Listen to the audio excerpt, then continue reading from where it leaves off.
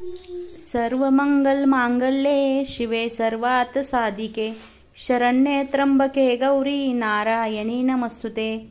Hi friends, स्वागत आहे तुमचं परिक्वीन व्हिडिओमध्ये। आजचा हा व्हिडिओ मी तुमच्यासाठी घेऊन आलेले आहे की देवघरात मंगल कलशाची स्थापना कशी करावी। तर हा मंगल कलश जो आहे या व्हिडिओ मध्ये मी आज तुम्हाला सांगणार आहे की हा मंगल कलश जो आहे तो कोणाच्या नावाने लावायचा, त्याचबरोबर मंगल कलशातील पाणी कधी बदलायचे, त्याचबरोबर मंगल कलश लावण्यामागचे शास्त्रीय कारण काय, मंगल कलशावरील नारळाला कोंब आलेस त्या नारळाचे काय करायचे, किंवा नारळाला तडा गेल्यास त्या नारळाचे काय करायचे।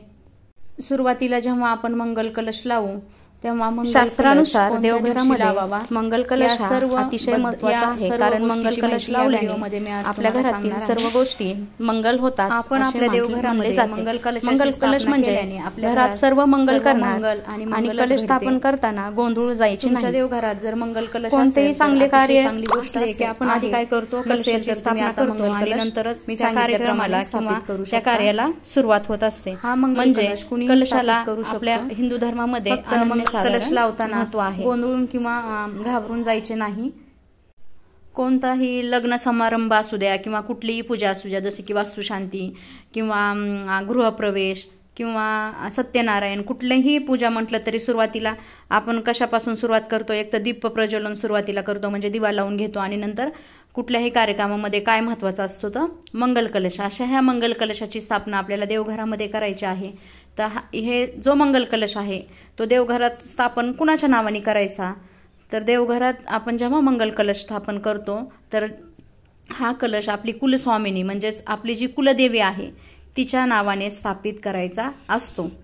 आणि नंबर 2ची गोष्ट म्हणजे मंगल कलश मधील पाणी कधी बदलायचे, तर मंगल कलशामधील पाणी तुम्ही रोज देवपूजा करता, बरोबर आहे, रोज देवपूजा करताना देखील बदलू शकता, किंवा तुमच्याकडे वेळ नसेल तर तुम्ही शुक्रवार, मंगळवार, पौर्णिमा, अमावस्या, त्याचबरोबर कुठलाही सणवार असेल तर तेव्हा तुम्ही काय करायचं आहे, मंगल कलशातील पाणी बदलायचे आहे। नंबर 3ची गोष्ट म्हणजे मंगल कलश जेव्हा आपण लावतो ते नारळ सतत ओलं असतं, त्यामुळे नारळाला कधी कधी काय होतं, कोंब येतो। मग हा कोंब आलेला नारळ काय करायचा, तर कोंब आलेला हा जो नारळ आहे तो तुम्ही तुमच्या बाजूला घराच्या बाग असेल किंवा कुंडीत लावू शकता किंवा बागेत लावू शकता, किंवा तुम्ही तुमच्या शेतात देखील हा कोंब आलेला नारळ लावू शकता। हा नारळ कोंब आलेला लावायला द्यायचा आणि नवीन नारळ देवीच्या रूपाने काय करायचं, तुम्हाला कलशावर स्थापित करायचा आहे। आता हा कलश कसा लावायचा यासाठी साहित्य काय ते मी तुम्हाला सांगते। मंगल कलश स्थापित करताना आपल्याला सुरुवातीला कोणतं साहित्य लागतं, तर नारळ हे अतिशय महत्त्वाचं आहे। नारळ घेताना बिना पाण्याचा नारळ कधीही घ्यायचा नाही। तुम्ही जेव्हा दुकानात किराणा मालाच्या जाताल तेव्हा चांगल्या आकाराचा आणि चांगलं पाणी असलेला, जास्त पाणी असलेला नारळ तुम्हाला काय करायचा आहे, खरेदी करायचा आहे। त्यानंतर तुम्हाला लागणार आहे तांदूळ, त्याचबरोबर लाल पिवळ्या रंगाचा धागा, दीप प्रज्वलन करण्यासाठी दिवा, खाऊची म्हणजेच नागिलीची पानं किंवा आंब्याची 5 पानं, फुलं, त्याचबरोबर हळदी कुंकू, 1 रुपयाचं नाणं, सुपारी, अगरबत्ती, या सर्व गोष्टी तुम्हाला काय कराव्या लागणार आहेत, मंगल कलशांना एवढं सगळं साहित्य लागणार आहे। मग आपण काय करतो, कुठलाही देवपूजा असो किंवा कुठलंही पूजा असो, आपण सुरुवातीला काय करून घेतो, दिवा लावून घेतो। तर आपल्याला काय करायचं आहे, मंगल कलश स्थापन करायच्या आधी देखील दिवा लावून घ्यायचा आहे। दिवा हा खाली ठेवायचा नाही, दिव्याच्या खाली थोडेसे तांदूळ टाकायचे आणि दिवा लावून त्याच्यावर दिवाची स्थापना करून घ्यायची, किंवा दिव्याला स्थान देणे असे म्हणतात। त्यानंतर दिव्याचे देखील आपल्याला काय करायचं आहे, पूजन करून घ्यायचं आहे, दिवाला हळदी कुंकू वाहून घ्यायचे आहे। नंतर कुठल्याही धातूचा तुम्ही तांब्या घेऊ शकता, ते तुमच्याकडे तांब्याचा असेल तर चांगलीच गोष्ट, नसेल तर तुम्ही पितळेचा किंवा स्टीलचा तांब्या घेतला तरी चालेल। मग त्याच्यावर सुरुवातीला आपल्याला काय करायचं आहे, स्वस्तिक काढून घ्यायचं आहे। स्वस्तिक काढताना मी जसं व्हिडिओमध्ये स्वस्तिक दाखवले त्याच पद्धतीने स्वस्तिक काढून घ्यायचे आहे। स्वस्तिक काढून घेतल्यानंतर जो कलश आहे त्याच्या सर्व बाजूंनी काय करायचं, तर आपल्याला 5 उभ्या रेषा हळदी कुंकवाच्या मारून घ्यायच्या आहे। त्यानंतर आपल्याला तो जो कलश आहे त्या कलशामध्ये काय करायचं आहे, शुद्ध आणि ताजं पाणी आपल्याला काय करायचं आहे त्याच्यामध्ये टाकायचं आहे. पाणी खूप जास्तही टाकायचं नाही की पाणी भरल्यानंतर जेव्हा आपण त्याच्यावर नारळ ठेवू तर पाणी बाहेर येणार नाही, याची काळजी घ्यायची आहे. पाणी भरल्यानंतर त्या कलशामध्ये आपल्याला सुरुवातीला आपली जी कुलस्वामिनी आहे किंवा जी आपली कुलदेवी आहे तिच्या नावाने हळदी कुंकू वाहून घ्यायचे आहे. त्यानंतर 1 रुपयाचं नाणं, सुपारी आणि फूल वाहून नमस्कार करायचा आहे. त्यानंतर आमच्याकडे जेव्हा तुमच्याकडे अशी पद्धत असेल तर ठीक, परंतु आमच्याकडे जी पद्धत आहे ती मी तुम्हाला सांगते. आमच्याकडे एक कापराची वडी घेऊन ती वडी जी आहे ती पाण्यामध्ये सोडली जाते आणि जी कुलस्वामिनी आहे किंवा जी कुलदेवी आहे तिची आराधना केली जाते. म्हणजेच त्या कलशामध्ये काय केलं जातं, जो कलश आपण लावतोय त्या कलशाला जिवंतपणा आणण्यासाठी कापराची वडी जी आहे ती लावून त्याच्यामध्ये सोडली जाते आणि तिला परत हळदी कुंकू लावून तिची आराधना केली जाते. तुमच्याकडे जर कापराची वडी लावत नसताल तर नाही लावली तरी चालेल. फक्त एवढी काळजी घ्यायची आहे की जेव्हा तुम्ही कापराची वडी लावून कलशामध्ये सोडाल पाण्यात तेव्हा नारळ ठेवायची घाई करायची नाही. जेव्हा ती वडी लावलेली असते आणि तिची जी ज्योत आहे जेव्हा शांत होईल तिथून पुढेच तुम्हाला काय करायचं आहे, नारळ कलशावर ठेवायचा आहे. आणि कलशावर नारळ ठेवताना कधीही कोरडा नारळ ठेवायचा नाही. त्याला स्वच्छ पाण्याने चांगला धुवून घ्यायचा आणि ओला करूनच काय करायचं आहे, कलशावर ठेवायचा आहे. कलशावर नारळ ठेवण्यापूर्वी ह्याची आपले खाऊची 5 पानं म्हणजेच नागिनीची 5 पानं किंवा तुमच्याकडं नागिलीची पाने नसतील तर तुम्ही आंब्याची 5 पानं देखील लावू शकता. आता आपल्याला हा जो कलश जो स्थापन करायचा आहे, मी आता तुम्हाला चौरंगावर स्थापन करून दाखवते.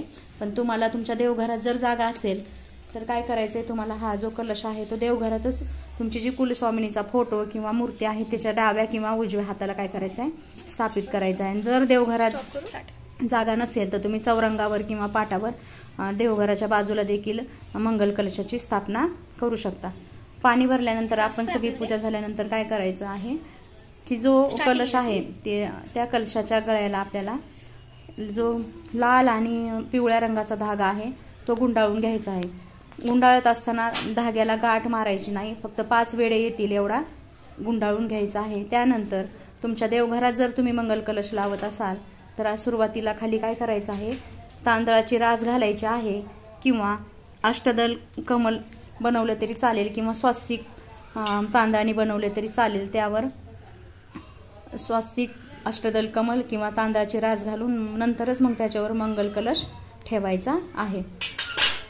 त्यानंतर मंगल कलशाला तुम्हाला हळदी कुंकू वाहून घ्यायचं आहे, त्याचबरोबर फुलं वाहून घ्यायची आहेत. त्यानंतर तुम्ही जर वेणी किंवा गजरा जर आणलेला असेल देवीसाठी तर तो लावून घ्यायचा आहे आणि देवीला नमस्कार करायचा आहे आणि प्रार्थना करायची आहे की घरात सर्व मांगल्य म्हणजे सर्व छान होऊ दे, सर्व गोष्टी मंगलमय घडू दे तुझ्या कृपेने, अशी तुम्हाला प्रार्थना करायची आहे. घरातील सर्व सदस्यांना चांगलं आरोग्य दे, घरात सुख शांती समृद्धी आणि सर्वांना दीर्घ आयुष्य आणि उदंड आयुष्य दे अशी प्रार्थना करायची आहे. त्याचबरोबर जेव्हा तुम्ही मंगल कलश लावता तेव्हा तुम्हाला एक मंत्र म्हणायचा आहे. कलश मुखे विष्णू कंठे रुद्र समाश्रितः मूले स्थितो ब्रह्मामध्ये मातृगणा स्मृतः कुशतु सागरा सर्वे सप्तद्वीपा वसुंधरा ऋग्वेदो अर्थ यजुर्वेद सामवेदो हातवर्ण हा मंत्र तुम्हाला म्हणायचा आहे. जर हा मंत्र म्हणताना तुम्हाला जर अवघड जात असेल तर तुम्ही ओम श्री तुळजाभवानी माता की जय किंवा ओम श्री कुलदेवी नमो नमः असं म्हणू शकता. माझी कुलदेवी तुळजाभवानी असल्यामुळे मी तुळजाभवानीचा मंत्र म्हटला आहे. तुमची जी देवी असेल त्या देवीचं नाव घेऊन तुम्ही मंत्र म्हणायचा आहे. देखील तुमच्या देवघरामध्ये मंगल कलशाची स्थापना जरूर करा, कारण मंगल कलश असेल तर घरात सर्व मंगलच गोष्टी घडतात. माझे स्वतःचे अनुभव आहेत की मी मंगल कलश लावल्यापासून मला खूप चांगले अनुभव आले आणि घरात सर्व चांगल्याच गोष्टी घडल्या. त्यामुळे असं म्हणता येईल की देवघर हे मंगल कलशाशिवाय अधुरे किंवा अपुरे आहे. त्यामुळे प्रत्येकाच्या घरात मंगल कलश असणे आवश्यक आहे.